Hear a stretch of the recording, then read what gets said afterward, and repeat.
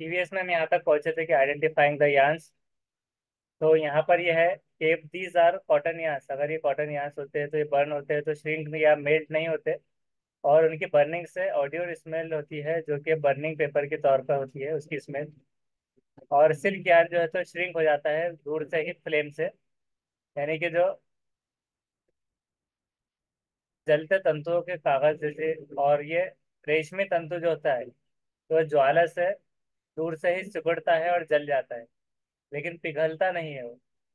और इसमें से जले हुए मांस जैसे कि गोश्त की जैसी वो आती है। इसमें ऑडियो शेड मीट के तौर पर। ये वाला था सिल्क का, रेशम का। और इसके बाद में वूल यार्न जो होता है तो ये श्रिंक हो जाता है, बर्न हो जाता है और कोई मेल्ट नहीं होता। और इसके अंदर स्ट्रॉन्ग ऑडियो होती है, बर्निंग हेयर की तरह, जलते हुए बाल की तरह इसमें आती है स्मेल। सिंथेटिक यार्न जो होते हैं श्रिंक हो जाते हैं, बर्न हो जाते हैं और वो मेल्ट हो जाते हैं। सिंथेटिक यार्न जो होते हैं श्रिंक भी होते हैं, बर्न होते हैं जलने पर, और वो मेल्ट भी हो जाते हैं और gives audio similar to burning plastic. और प्लास्टिक जलने जैसी उसमें से स्मेल आती है।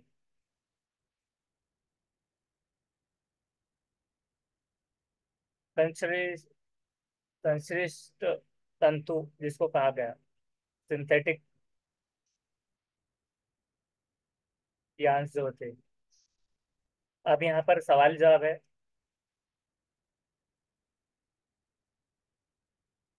जिसमें से आप अनम्यूट करके सवाल का जवाब दे सकते हैं। फर्स्ट क्वेश्चन है कि jute fibre is obtain from which part of the jute plant. किससे आता है? स्टेम से।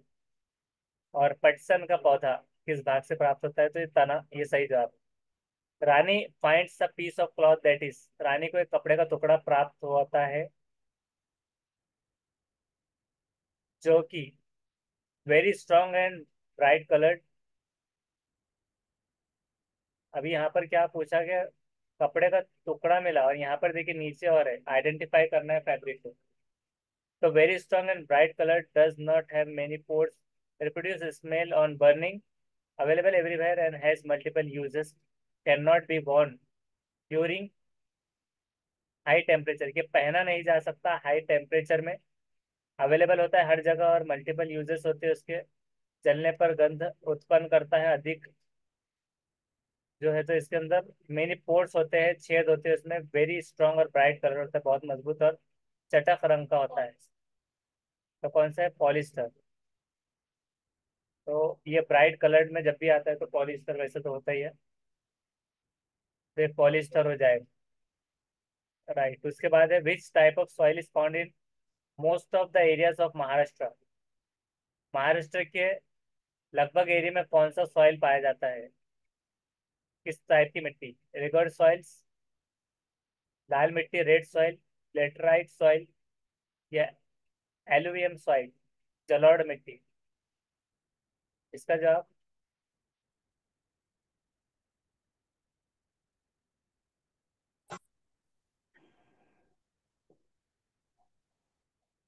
तो रेगुलर सॉइल यहाँ पर कहा जाता है। The correct answer is regular soil. Regular soil is also known as black soil, जिसको काली मिट्टी भी कहा जाता है। तो रेगुलर सॉइल, ये याद रखना है। ये कहाँ पर है? Maharashtra area. What is the process of making yarn from fibre cord. Fibre से जो यार्न बनता है उसके प्रोसेस को क्या कहते हैं? बिनाई कहते हैं, जिनिंग कहते हैं, जिनिंग, जिनिंग, कताई, या बुनकर, बुनकरी वीविंग। कौन सा है?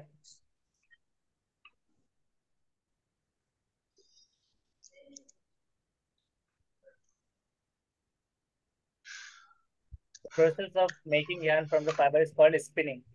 It is the process fibers from mass cotton woods are drawn out, twisted. This brings fiber together to form a yarn. तो स्पिनिंग कताई हो गया। What is the another name of regular soil? Regular soil का another name अभी देखा, black soil, काली मिट्टी। Next है विच। Option है सर। हाँ, ऑप्शन ए बिल्कुल सही जवाब। उसके बाद है which one of the following activities is not involve in the cotton textile mills. इसमें से कौन सी एक्टिविटीज शामिल नहीं है कॉटन टेक्सटाइल मिल्स में? कताई, बुनाई, डिजाइनिंग, या पोटाई।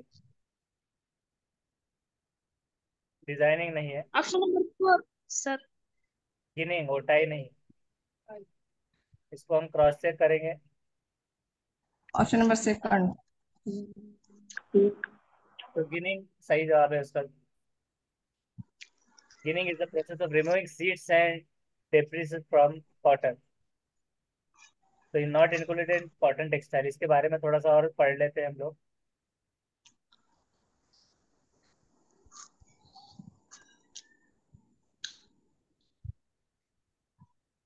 ये वाला जो सवाल था, तो ये एमपीएससी में भी आया था 2016 में। कॉटन टेक्सटाइल मिल्स में क्या शामिल नहीं है? Ginning. Ginning is the process of removing the seeds and debris from cotton. The term comes from the cotton gin. Gins are invented by Eli Whitney in 1794 in modern ginning. The cotton is first dried to remove moisture, then cleaned to remove any birds, stem, leaves, or other foreign matter. Ginning is not done in the cotton textile mill.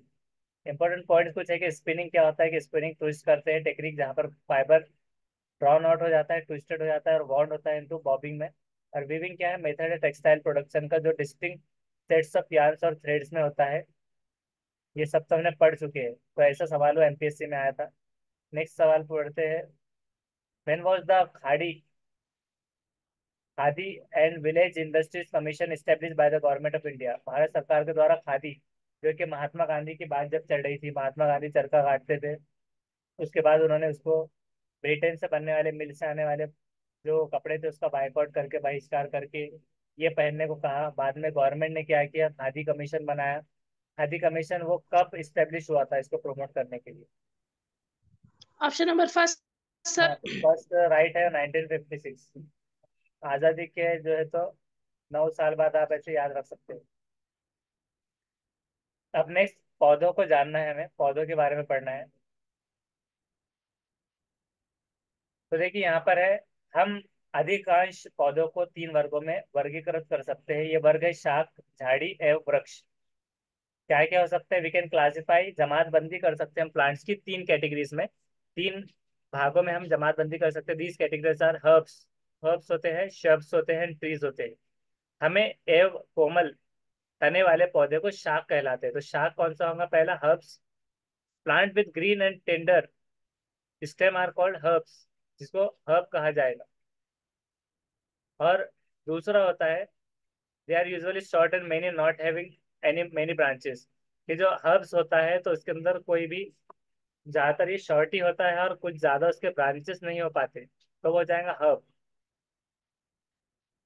इसको हम ये भी check करते हैं कि उसको उर्दू में हम क्या लफ्ज इस्तेमाल कर पाए। एक मतलब पौधा वगैरह तो हम कह ही सकते हैं।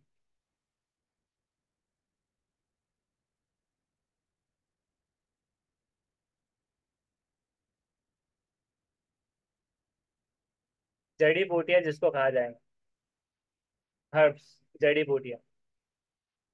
तो शाक, हर्ब्स, जड़ी बूटी टाइप में जो आता है, तो ये ग्रीन टेंडर स्टेम्स होते हैं उसके, और वो शॉर्ट होता है और उसमें कोई ब्रांचेस नहीं होते ज्यादा। कुछ पौधों में शाखाएं तने के आधार पर समीप से निकलती है। तना कठोर होता है परंतु अधिक मोटा नहीं होता, उन्हें झाड़ी कहते हैं। Some plants develop branches near the base of the stem. अब देखिए बी में झाड़ी यहाँ पर बताई गई। ये क्या होता है? बेस ऑफ स्टेम, तने के पास से ही उसके ब्रांचेस निकल जाते हैं। तो स्टेम क्या होता है? हार्ड होता है, लेकिन नॉट वेरी थिक, इतना मोटा नहीं होता। जैसे कि देखिए लास्ट में जो दरख्त का जो तना है वैसे नहीं होता। तो ऐसे प्लांट्स को कहते हैं श्रब्स। श्रब्स, श्रब्स कहेंगे, और झाड़ी कह सकते हैं उसको, झाड़ी। उसी तरह से कुछ पौधे बहुत ऊंचे होते हैं तथा उनके तने शुद्ध एवं गहरे होते हैं। ये कुछ plants, some plants are very tall and have hard and thick stem. The stems have branches in the upper part, और अपर पार्ट में ब्रांचेस होते हैं। तो मच अबाउ द ग्राउंड, और ग्राउंड से बहुत ऊपर होते हैं। Such plants are called trees. ऐसे प्लांट्स को हम ट्रीज कहते हैं, वृक्ष कहते हैं, दरख्त कहते हैं। अब हम बात करेंगे क्रीपर्स और क्लाइंबर्स की। तो विसर्पी और आरोही लता। विसर्पी लता देखिए यहाँ पर है, और आरोही लता, तो ये क्या होते हैं? कमजोर तने वाले पौधे, सीधे खड़े नहीं हो सकते और ये भूमि पर फैल जाते हैं, मतलब जमीन पर फैल जाते हैं। इन्हें विसर्पी लता कहते हैं, जबकि कुछ पौधे सहायता से ऊपर चढ़ते हैं, मतलब जिसको हम उर्दू में बेल कहते हैं, बेल। तो ऐसे पौधे आरोही कहलाते हैं। ये शाख, झाड़ी और पेड़ों से भिन्न है। और ये जो कैटेगरी है, तो ये तीनों से भी भिन्न है, शाख या झाड़ियों से और दरख्तों से, जड़ी बूटियों से। तो plants with week stem can not stand upright but spread on the ground. तो ग्राउंड पे जो फैल जाती है तो वो बेल, जमीन पर वो क्रीपर्स कहलाएंगे। और while those that take support and climb up are called climbers। तो वो होते हैं different from herb shrubs and trees. उसके बाद स्टेम की अगर बात करें, तना। तो तना क्या होता है? तना जल का संवाहक करता है। स्टेम कंडक्ट्स वाटर, ये वाटर कंडक्ट करता है। मिनरल्स डिजोल्व होते हैं वाटर में, along with the water reach up the stem। के मिनरल जो डिजोल्व होते हैं वाटर में, तो वाटर के साथ स्टेम तक पहुंचते हैं वो। जल में विलीन खनिज जल के साथ तने में ऊपर पहुंच जाते हैं। अभी देखिए, ए और बी बताया गया है कि तने में जल ऊपर चढ़ रहा है, और तने में खुले सिर की वृद्धि दृश्य इस तरह से होती है। अंदर का एक उसको बताया है कि किस तरह होता है। लीफ की अगर बात करें, पत्ता। तो पत्ता का वह भाग जिसके द्वारा वो तने से जुड़ी रहती है, उसको क्या कहते हैं? पर्णवृंत कहलाती है। पत्ती के चपटे हरे भरे भाग को फलक कहते हैं। तो देखिए, पत्ती है, पत्ती का ये देखिए तना है यहाँ पर। और पर्णवृत्त यहाँ पर कहलाता है, जो एक नोक रहेंगी, डंठल, जिसको हम कहते हैं पटल। तो ये पटल इसको कहलाया जाएगा। तो the part of the leaf which is attach to the stem is called petal, और the broad green part of the leaf is called lamina. तो ब्रॉड पार्ट को लेमिना कहेंगे, पटल कहेंगे। पत्ती के रेखित संरचनाओं को शीरा कहते हैं। कि पत्तियों में शीरा विन्यास कैसे होता है? जली का रूपी, ये जली का रूपी है। और शीरा विन्यास के मतलब जैसे कि रगों में खून दौड़ता है, तो वैसे में बताया जा रहा है कि पत्ती के रेखित संरचनाओं को शीरा कहते हैं। पत्ती के माध्यम से एक मोटी शीरा दिखाई देती है, इसे मध्य शीरा कहते हैं। ये जो जा रही है मध्य शीरा, पत्तियों पर शीरा द्वारा बनाए गए डिजाइन को शीरा विन्यास कहते हैं। कि उनके जो इस तरह से शीरा विन्यास कहा जाएगा, जिसको कहते हैं वेन्स। जैसे कि हमारे बॉडी में वेन्स होते हैं, तो उसी तरह से, जिसको वेन्स को उर्दू में क्या कहते हैं? नसें। तो उस तरह से इसमें नसें। तो these lines on the leaf are called veins. Do you see a prominent line in the middle of the leaf? This is called the midrib। तो इसको मिड रिब, अब रिब तो वैसा रीड, रिब्स कहते हैं रीढ़ की हड्डियों में, उसमें जो आता है। तो रिब्स होते हैं जो फेफड़ों के ऊपर रहता है, रिब्स। तो मिड रिब, इसको नाम दिया गया mid rib. The design made by the when in leaf is called the leaf venation. तो ये जो डिजाइन है, इसको कहते हैं लीफ वेनेशन, शीरा विन्यास कहते हैं। ये डिजाइन मध्य शीरा के दोनों और जल जैसा है। कि दोनों ओर जल जैसा है, या तो ये शीरा विन्यास जली का रूपी कहलाता है। आपने देखा होगा कि घास की पत्तियों में शीरा एक दूसरे के समांतर है। एक शीरा विन्यास को समांतर शीरा विन्यास कहते हैं। तो ये कह रहे हैं कि डिजाइन जो मेड होता है वेन्स में लीफ वेनेशन कहता जाता है। और जो डिजाइन है वो नेट लाइक होता है both sides of mid leaf में। और द वेनेशन इज रेटिकुलेट होता है। ये leaves of grass you might have seen that veins are parallel to one another, और वो पैरेलल होते हैं एक दूसरे के। ये पैरेलल वेनेशन कहलाता है। पारदर्शी कवर क्या होता है? जल की ये बूंदें पत्ती से जल वाष्प के रूप में निकली है। ये क्रिया को क्या कहते हैं? ट्रांसपिरेशन कहते हैं। वाष्पोत्सर्जन। तो water comes out of the leaves in the form of vapour, vapour की शक्ल में जो पानी आता है लीफ से, तो उसको कहते हैं transpiration. Plants release a lot of water into the air through this process. कि इस प्रोसेस के जरिए बहुत प्लांट क्या करते हैं? बहुत मात्रा में जो वाटर को रिलीज करते हैं हवा में, इसकी वजह से। और ये जल के वायुमंडल में, जल को वायुमंडल में छोड़ते हैं। रूट की अगर बात करें, जड़ों की। तो we could not pull out the plant from the soil. कि पौधों की भूमि से खींचकर आसानी से नहीं निकाल पाते, उन्हें मिट्टी खोद कर निकालना पड़ता है। तो दरख्तों को क्या कहते हैं हम? पौधों को मिट्टी को खोद कर निकालना पड़ता है। जड़ें पौधों की मिट्टी में मजबूती से जमाए जकड़े रखती है। इन्हें मिट्टी में पौधे का स्थिरक कहा जाता है। तो क्या होता है? We could not pull out the plants from the soil, right. We dug them out, कि हम उसे खोद कर बाहर निकालते हैं। This is become because root help in holding the plant firmly to the soil. They anchor the plants to the soil. और वो एंकर होता है प्लांट सॉइल में। जिन पौधों की जड़ें चित्र 7.1 में, पहला क्या है, ये ए है और ये बी है, इसकी तरह है, तो उनकी मुख्य जड़ को मूसला जड़ कहते हैं। तो ए में जो है तो मूसला जड़, और दूसरी जड़ जो है तो उसको पार्श्वी जड़ कहते हैं, जिसको अगर इंग्लिश में देखा जाए तो मेन रूट को कहेंगे टैप रूट। ये वाली होगी टैप रूट, ऐसी वाली जो है, और ये वाली जो है तो स्मॉलर रूट को कहेंगे lateral root. Plants with roots as shown in figure B do not have main root, और बी में मेन रूट नहीं होती। All roots seem similar and these are called fibrous roots. एक जैसी दिखती है और उसको फाइब्रस रूट्स कहा जाता है। उसके बाद हमने देखा है कि जड़ें मिट्टी से जल का अवशोषण करती है तथा तना जल एवं खनिज को पत्ती एवं पौधों के अन्य भागों तक पहुंचाता है।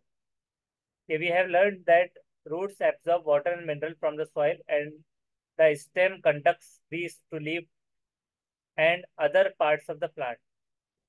ये लीव्स और अदर पार्ट्स ऑफ प्लांट्स को पहुंचाती है। ये द लीव्स प्रिपेयर फूड, और जो लीव होते हैं तो वो खाना बनाते हैं। यहाँ पर जैसा कि ये इसमें बताया जा रहा है।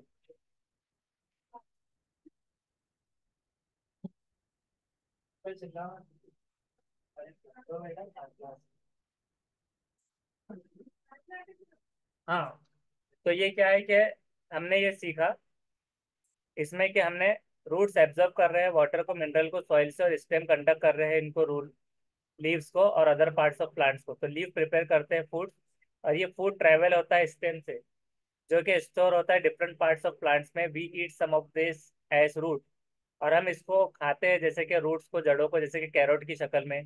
तो अब इसमें एक चीज हमें और सीखने में लगेगी कि carrot, radish, sweet potato, turnip and tapioca का ये रूट है। ये सवाल का जवाब आता है देना, अगर ये पढ़ लेते हैं अगर हम, तो वो पूछता है, कैटेगरीज बता देता है।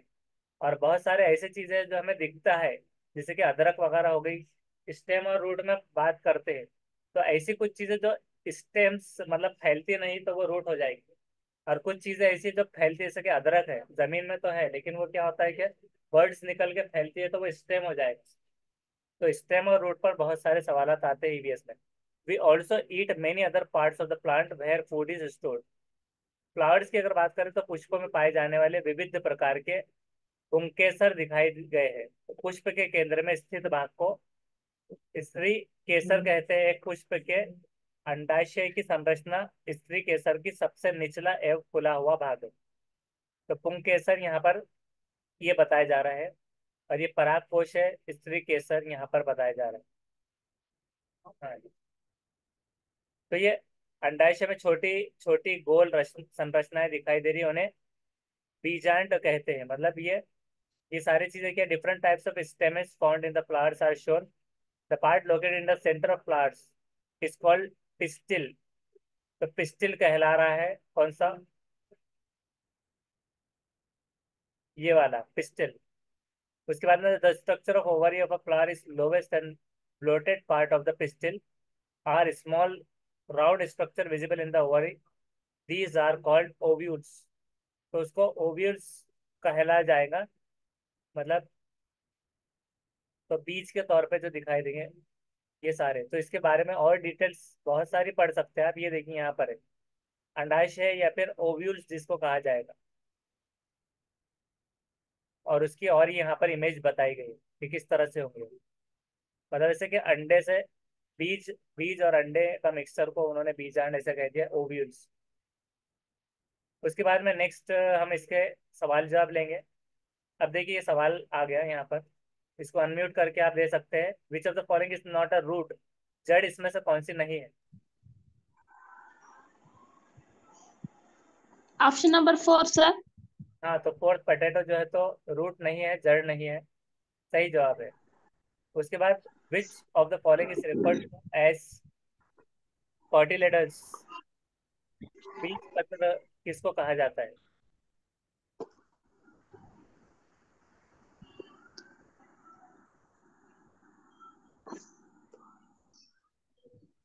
Option number 4। Option first. Option number first sir. First seed code, तो इसको हम एक क्रॉस चेक करते चलेंगे। Seed leaves, Cotyledons are also known as seed leaves because they emerge and turn green as these seed germinates. Cotyledons provide nutrients to the plant's embryo in the order to germinate and sustain themselves as a photosynthetic culture. तो यहाँ पर seed leaves को कहा जाएगा। तो third हो जाएगा बीज पत्ती। अब इसको देखिए याद कैसे रखना है, हिंदी वाले हिंदी में मतलब जैसे अगर आप पढ़ लेंगे इसमें समझेगा नहीं। कॉटिलेडन्स तो इसमें डायरेक्टली अलग है, लेकिन देखिए बीज, तो बीज यहाँ पर एक हमारे पास आ गया। और पत्र तो पत्ती से याद रख सकते हैं आप। तो बीज पत्र, बीज पत्ती, सीड लीव्स, ऐसे याद रख लीजिए कॉटिलेडन्स। उसके बाद में है the arrangement of veins and the veinlets in the leaf is termed as. कि जो वेन्स अभी जैसे हमने देखा था नसों का, और veinlets in the leaf is termed as, पत्ती में शिराओं और एवं छोटी शिराओं की व्यवस्था का नाम क्या है? पटल, शिरा विन्यास। Venation. Option number third sir, मध्य शिरा। वो तो मिडल मिडल वाले को कहा गया था, तो लेकिन ये पूरा पूछा ऑप्शन है। Second sir, venation. हाँ, तो वेनेशन वाला सही है, शिरा विन्यास। तो इसको एक बार और क्रॉस चेक करते हुए हम चलेंगे। तो वेनेशन ये सही जवाब है। And veinlets on the lamina of a leaf. Arrangement, arrangement जब भी आ गया और अगर मिडल पूछता है तो मिडल वन वाले को फिर वो मिड रिप कहा जाता है, मध्य शिरा। उसके बाद losses, loss of water in the form of vapour from aerial parts of the plant is called. पौधों के ऊपरी भाग, रेस्पिरेशन। रेस्पिरेशन या ट्रांसपिरेशन, या ग्रोथ या photosynthesis. Option number four sir, fourth, C है सी। ट्रांसपिरेशन। तो अभी हमने पढ़ा इसको ट्रांसपिरेशन कहा जाएगा। रेस्पिरेशन तो एक अलग हो जाएगा, और फोटोसिंथेसिस तो ये फूड बनाने का काम है उनका।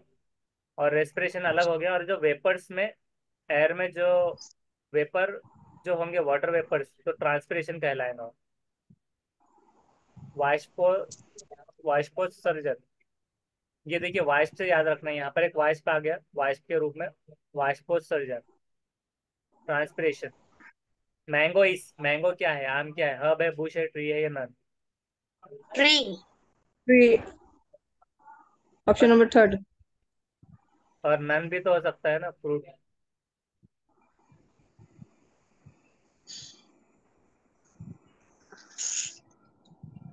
तो मैंगो तो एक हिसाब से फ्रूट है, लेकिन वो कंफ्यूज किया गया कि मैंगो ट्री नहीं कहा उन्होंने। इसको एक मरतबा क्रॉस चेक करना होगा। डी तो होना मैंगो सर। ट्री, असल में उन्होंने लिखने में ट्री नहीं लिखा था, तो आम का दरख्त होना चाहिए था।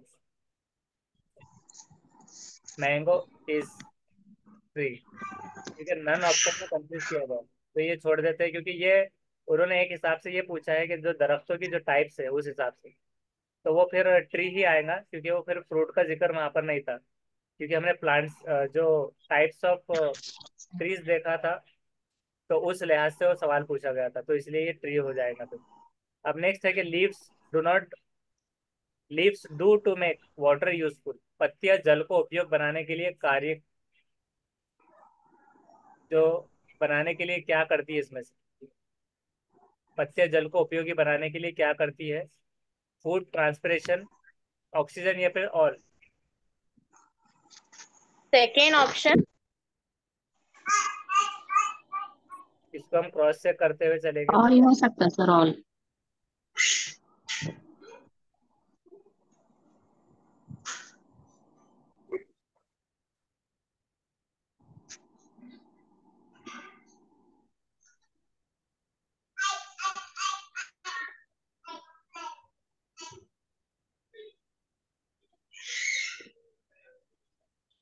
तो ट्रांसपिरेशन में आ रही है।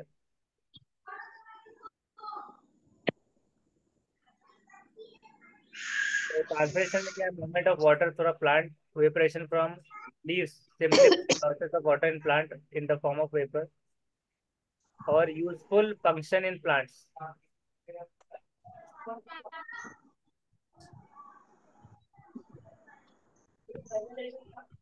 तो इस तरह।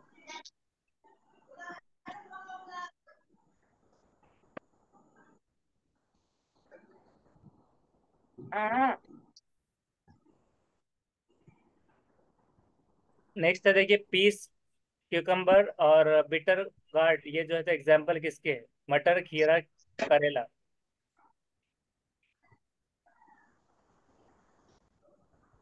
पीस, क्यूकम्बर, बिटर गार्ड, ये एग्जाम्पल किसके है? Option number Ascending second sir. creeper. Creepy creeper, मतलब बेल की थ्रो बेल होती है कि इनकी सबकी? मटर, खीरा और करेले की बेल होती है, तो विसरपति लता। तो ऐसा ही हो जाएगा, लेकिन इसको हम एक बार क्रॉस चेक करते हुए और चलेंगे।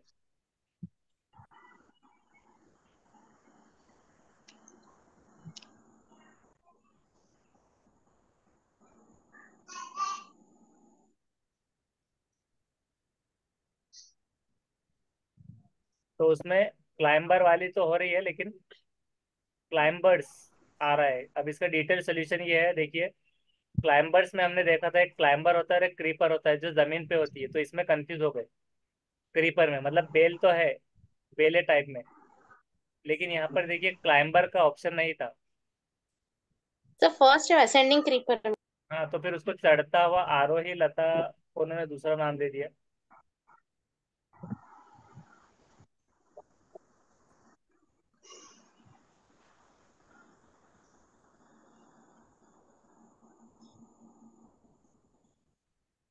एडिशनल इंफॉर्मेशन ये इस तरह से है। रूट में हम देखते हैं कि असेंडिंग क्रीपर,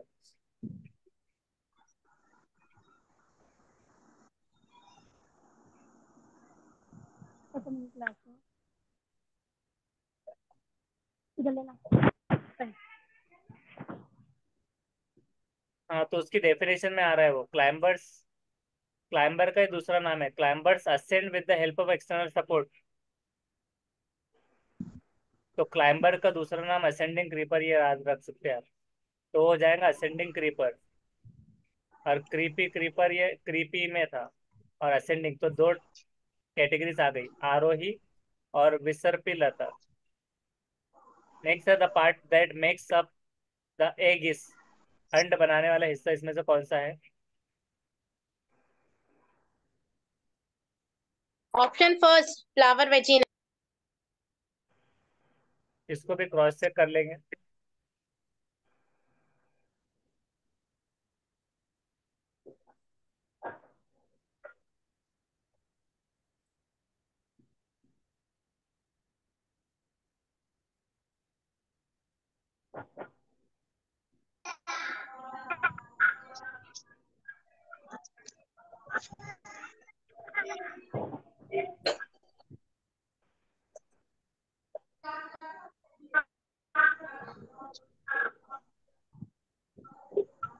Which- यहाँ पर एक सवाल ऐसे आया था, पार्ट विच मेक्स एग किस। तो यहाँ पर पिस्टिल उसका जवाब था, पिस्टिल के ताल्लुक से और पढ़ते हैं डिटेल में।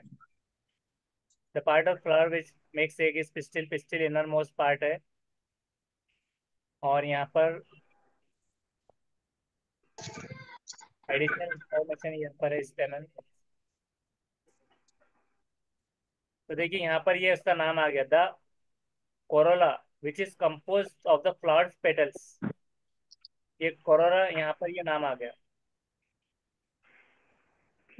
और क्योंकि इसके अंदर स्टेमन जो है, तो male reproductive organ of flower है स्टेमन, और ये पोलन को प्रोड्यूस करता है, पोलेंस को। और कोरोला जो कि कंपोज होता है फ्लावर्स के पेटल में, तो इसके दो पर्पजेस है। तो यहाँ पर पर्पज आ गया प्रोटेक्ट करना रिप्रोडक्टिव ऑर्गन्स ऑफ फ्लावर्स, और अट्रैक्ट करना पॉलिनेटर्स को। तब चूंकि हमारे पास में ये सवालात में इतना था, तो इस हिसाब से फिर यहाँ पर कोरोला ये आ जाएगा। और हालांकि अगर ये नहीं आता तो फिर पिस्टिल लिया जाएगा हमेशा।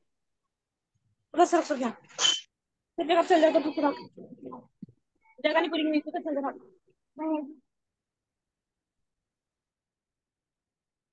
तो इसके अंदर ये ओवरी सिस्टम है, लेकिन इसमें जो है तो कोरोला ये याद रखना है। विच of the following statement is और आर करेक्ट, इसमें से क्या सही है? अब देखिए उसके ऑप्शन इस तरह से है, वन, टू या थ्री या ऑल।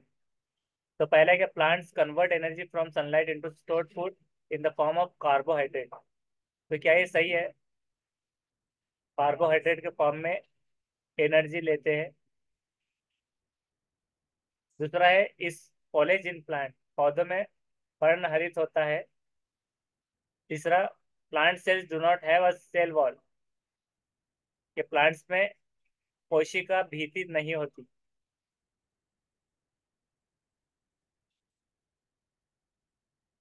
इसका जवाब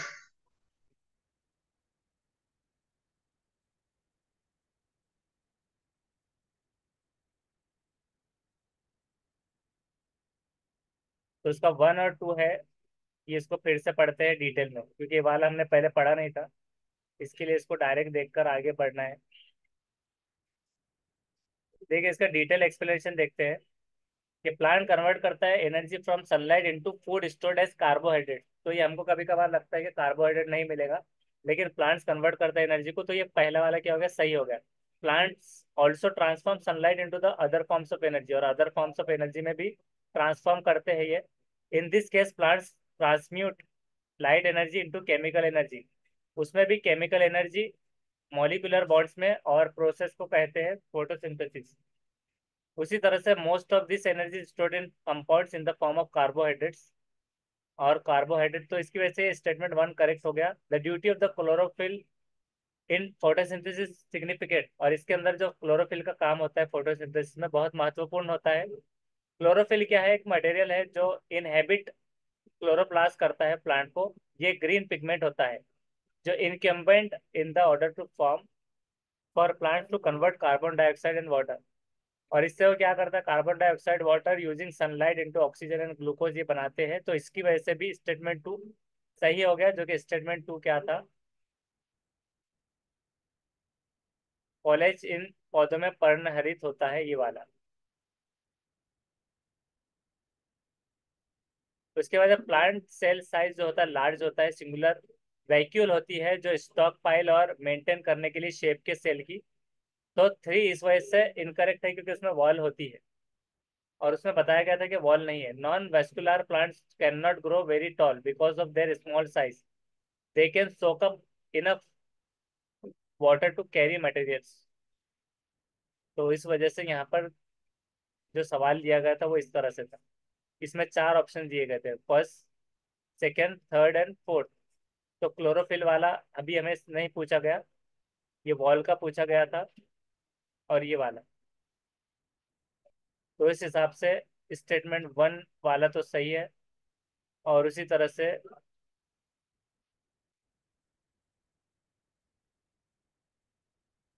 ये सवाल में ये वाला ऑप्शन नहीं आया था, तो इसको देते हैं। Foliage refers to the leafy parts of tree और प्लांट, तो ये होता है don't eat the foliage on the rhubarb plant because the leaves are poisonous. और कुछ कुछ दरख्तों के पॉइजनस भी होते हैं, तो उसको खाओ मत ये कह रहे हैं। और इसको देखिए, इमेज में देखते हैं, इस तरह से होते हैं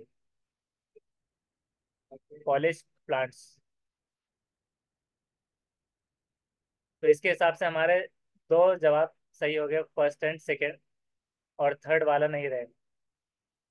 अब नेक्स्ट देखते हैं कि प्लांट्स में जो पोषण होता है, photosynthesis food making process plant में जो होता है, उसके बारे में अभी हम पढ़ेंगे। पत्तियों में एक हरा वर्णक होता है जिसे क्लोरोफिल कहते हैं। क्लोरोफिल क्या करता है कि सूर्य के प्रकाश, सौर प्रकाश की ऊर्जा का संग्रहण करने में पत्ती की सहायता करता है। इस ऊर्जा का उपयोग होता है जल एवं कार्बन डाइऑक्साइड से खाद्य संश्लेषण करने में, क्योंकि खाद्य संश्लेषण सूर्य के प्रकाश की उपस्थिति में होता है, इसलिए इसे प्रकाश संश्लेषण कहते हैं, संश्लेषण कहते हैं। और अंत में हमने देखा कि क्लोरोफिल सूर्य की प्रकाश, कार्बन डाइऑक्साइड एवं जल प्रकाश संश्लेषण के लिए आवश्यक है, और उसे पृथ्वी पर, जमीन पर आदित्य प्रक्रम है और पत्तियों द्वारा और ऊर्जा संग्रहित की जाती है, तथा जो प्लांट है उसमें खाद के रूप में संचित हो जाती है। तो इसको हम अब इंग्लिश में पढ़ेंगे।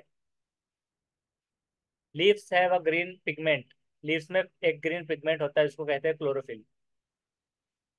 ये देखिए, यहाँ पर क्लोरोफिल की इमेज है। It helps leaves to capture the energy from of the sunlight, sunlight से एनर्जी कैप्चर करते डायरेक्ट, इस तरह से सौर ऊर्जा। This energy is use to synthesis prepare food, और वो खाना बनाने में काम में आती है। Food from carbon dioxide, carbon dioxide का उसमें इस्तेमाल होता है, वाटर का।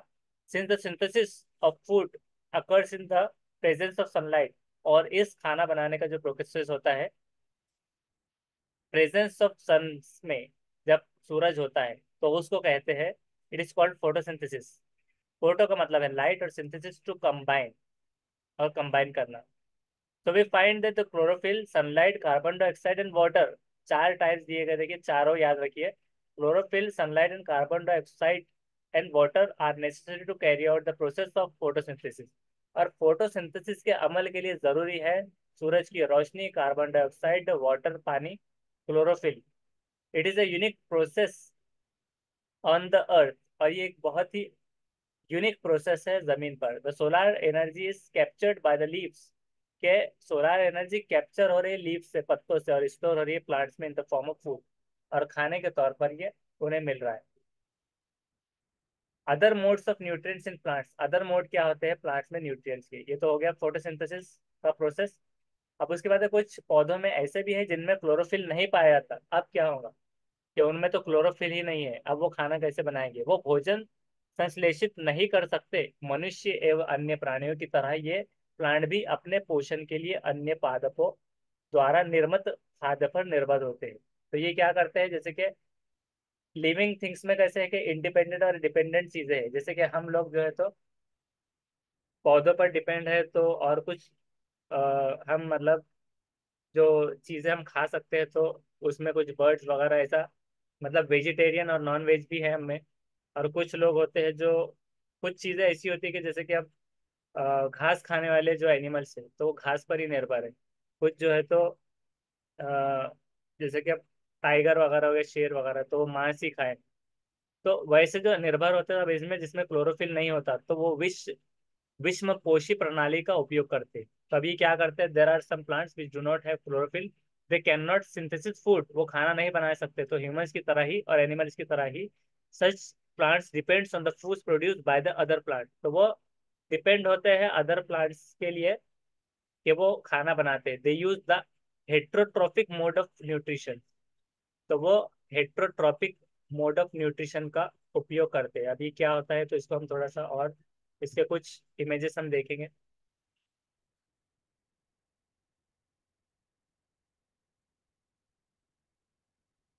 Second and third leaves in a food chain.